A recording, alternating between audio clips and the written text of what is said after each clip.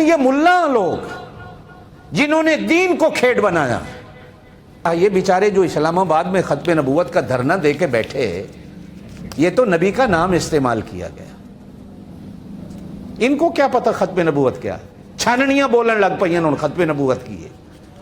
جن غریبہ نے ہر دربار کو خدا مانا ہے، ہر پیر کو نبی مانا ہے، ہر پیر کو تم نبی مانو، تمہیں کیا پتا ختم نبوت کیا ہے؟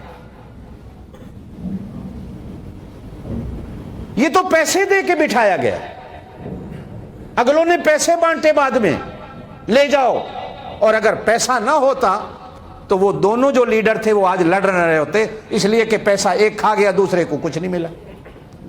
آج ٹی وی پہ دیکھو دونوں لڑ رہے ہیں بیٹھے، صرف اس لیے کہ چیئرمین میں ہوں، وہ کہتا ہے چیئرمین میں۔ اگر دین ہوتا لڑائی نہ ہوتی۔ اور ہماری قوم بدھو وہ گالیاں دے رہا ہے، یہ کہہ رہے ہیں سبحان اللہ، وہ گالیاں دے رہا ہے، یہ کہہ رہے ہیں نعرہ رسالت۔ یہ کیا ہے؟ مر گئی، کہاں گئی حکومت؟ کسی کو کوئی فکر نہیں ہے ملک میں، کیا بیچارے لوگ مر رہے ہیں، مزدور مزدوری پہ نہیں جا سکتے، پوری قوم کو اس طرح رکھا ہوا۔ کیا یہ نبی کا کام یہی تھا کہ اسی کا نام رسالت ہے، اسی کا نام نبوت؟ نبوت تو ساری دنیا کا حیا اور شرف ہے۔ سنو، نبی سے بڑھ کر شرم و حیا کا مالک کوئی نہیں ہوتا۔ پوری دنیا کی صداقت نبی ہے، جس نے بھی صداقت لینی ہے نبی کے دروازے سے لینی ہے۔ نبی سے بڑا سچا کوئی نہیں، ان ملاؤں سے بڑا جھوٹا کوئی نہیں۔ کسی نے کہا مولانا آپ گالیاں دے رہے ہیں، کہا قرآن میں بھی گالیاں ہیں۔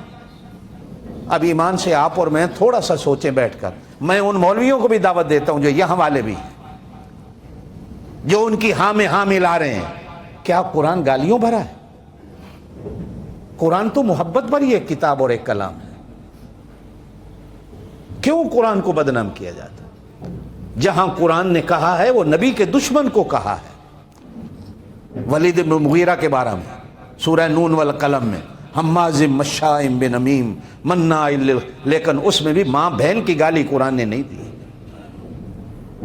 اس میں بھی دلہ کمینہ کی قرآن نے گالی نہیں دی۔ ہمارے ہاں لوگ پاگل ہیں، بے وقوف ہیں لوگ، پھر نعرے بھی لگانے لگ جاتے ہیں۔